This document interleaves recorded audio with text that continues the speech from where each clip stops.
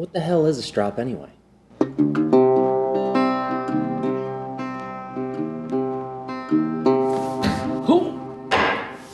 Oh, hey friends. Oh, I'm gonna die. Oh, hey friends. Delightful to see you again. I'm glad you're back for another video. Today, I'm asking the question, what is a strop? Because it's a thing that just kind of exists in the woodworking world, but nobody really ever talks about it or why, and it seems to be some kind of old black magic. So I do want to address what it is, why I use it, how and when to use one, and hopefully you guys can choose to employ this or not in your own shop. But it's a useful tool to have around in the back pocket. So let's talk about it. The strop. A strop is nothing more than a piece of leather which in it has a natural bit of abrasiveness in order to highly polish a piece of steel. Most woodworkers today will put their strop on a wooden block like this, mostly so that it's easier to actually set in a vise and sharpen a flat bevel or a hollow grind chisel of that nature. The green stuff on top of this here strop is called a honing compound. It's a micro-abrasive paste that you can add to the strop in order to give it just a little bit more abrasiveness. It's a very useful tool. I used it regularly in honing my chisels and my plane blades for many, many years. I've moved away from it, but I still do use it under certain circumstances, mostly with my carving tools. So let me show you how to use this and the quality of the edge that you can get off of this tool.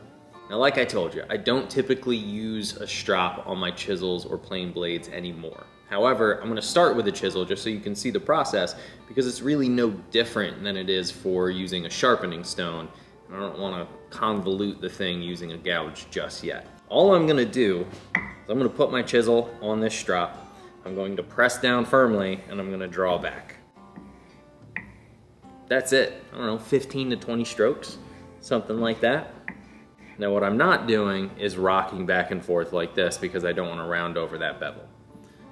If that does happen, it's not the end of the world. You're not taking off any material here, you're just polishing what steel is there. So you're not really going to round over that bevel, but it's just something to bear in mind. Now, once I'm done with that, I'm gonna place my chisel flat, and I'm gonna draw, again, I don't know, 5 to 10 times. Just enough to hone both faces of those to really freshen up a chisel. Now, I might use this on my chisel every now and again if I'm in the middle of work and I just gotta get something done and I just need to lick that edge up a little bit and clean it up. Strop is a great thing to use in that situation. But let's see how sharp she is. I'm just gonna come in here on this piece of cherry. And you can see, I mean, not only is it cutting beautifully, but it's leaving a really clean surface. So you can see that the strop is an effective tool to get a really highly polished surface on your cutting tools. I don't know what the grit number of this might be, especially with the green honing compound. If I'm a gambling man, 15,000? I have no idea. That's just a guess. Somebody will correct me because this is the internet. However, I already told you I don't usually use a strop with my chisels or with my flat cutting tools because they're easy enough to get really highly polished off the stones. But what happens when I'm trying to clean up, say, a carving gouge, something that's curved, maybe a skew chisel, maybe any myriad of shapes or cutting tools that are not flat in 90 degrees, then I might go to the strop. So let's say I'm working on a carving, maybe this carving that I'm currently working on for a friend. What happens if I have to take my gouge and it's just not cutting sweet enough and I need to clean up that cutting edge? Maybe I break out my ceramic files and I start actually going at that edge, but more often than not, the only thing I really need to do is freshen up the cutting edge, and I'm gonna do that on my strop. So let me show you how. So just as before, I'm going to find my bevel back here, and I'm just going to pull, but this time as I'm pulling, I'm rotating in order to abrade the entire cutting edge. I'm gonna go back and forth to make sure I'm not abrading one corner more than I am the other corner. And again, somewhere in that range of 15 to 20 strokes. Don't really count. Great. Now, I've got one face that's highly polished. Can you see that? Really looking good. But what about this interior face, right? All a sharp piece of steel is two highly polished faces meeting at an edge. This edge is not polished right now. Well, let me show you. What I've got here is kind of a variation on a strop, in that it's not actually a strop at all.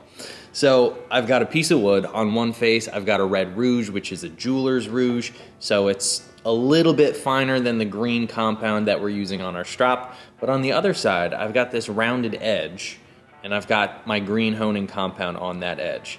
And now what I can do is I can take this rounded edge, I can take the interior of my carving gouge, and I can hone it the exact same way that I was doing on the back bevel, roll it across that cutting face as I drag it.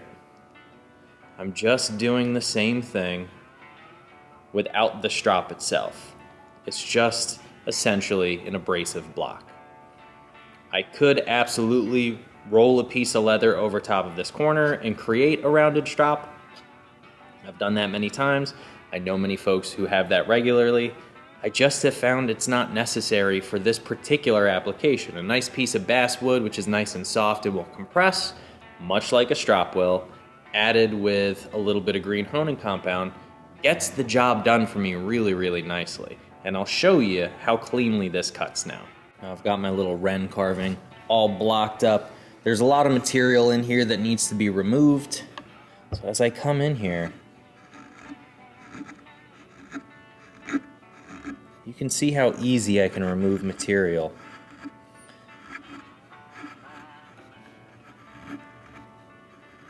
And the kind of clean surface quality I'm getting off of the tool. And for a carving like this, it's all about the surface quality that I'm leaving. So anytime that surface quality dips just a little bit, I'm gonna go back to my strop, go back to my honing block, and I'm gonna clean up the cutting edge on this gouge.